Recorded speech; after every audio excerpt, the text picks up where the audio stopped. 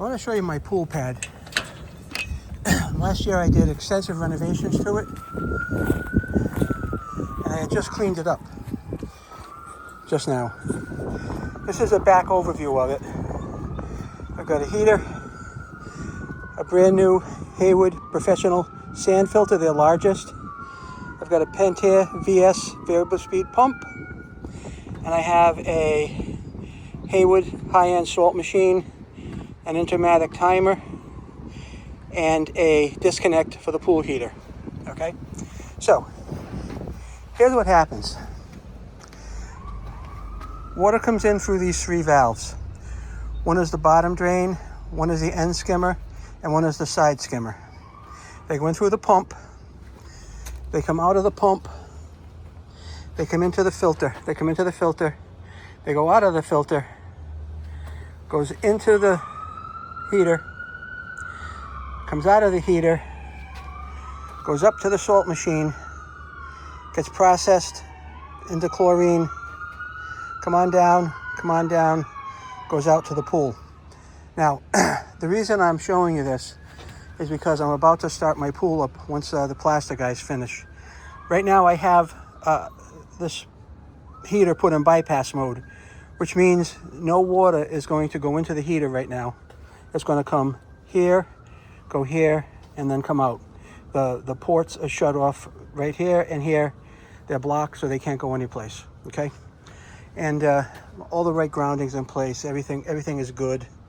So this is just sitting here doing this. Now, if you take a good look at what I'm talking about here, you should see a major problem. And a little education goes a long way, right? Major problem. And that problem is I'm going to have to redo this year, and I'm not happy about it. And the reason being, for safety reasons, I use drain and waste vent elbows. Okay, not Schedule 40. Big mistake on my part. I know it, big mistake. So having said that, I'm going to be cutting out all these elbows and replacing them with a Schedule 40 sweep elbow.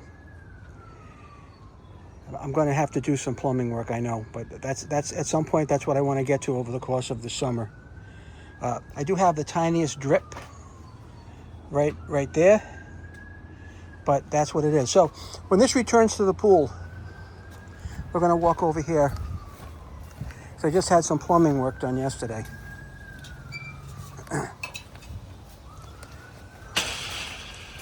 You see, nothing in the pool yet. Waiting for the plastic people.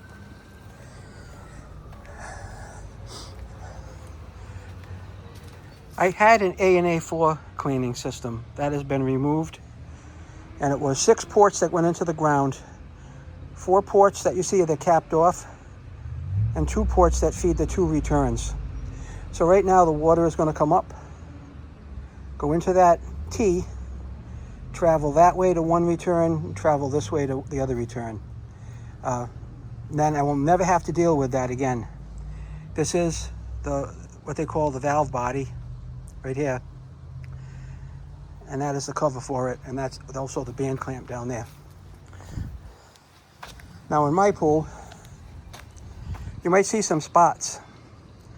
That's where they chiseled out or jackhammered out the old in-floor pool cleaning heads. So I had 2 there, 2 there, 2 here, and then two down in the bottom there. So I had 8 heads, 2 on each zones, 4 zones. That's why those are capped off now. They can't get any water in there, can't get any dirt, can't get any debris. They're all dried out. Now was the time to do it. But that's a little overview of my pool plumbing. I hope you appreciate it and maybe can learn a little something. I got a project here when my new pool lights are installed to get that wired up to that Hayward 300 watt 12 volt transformer. Thanks for watching.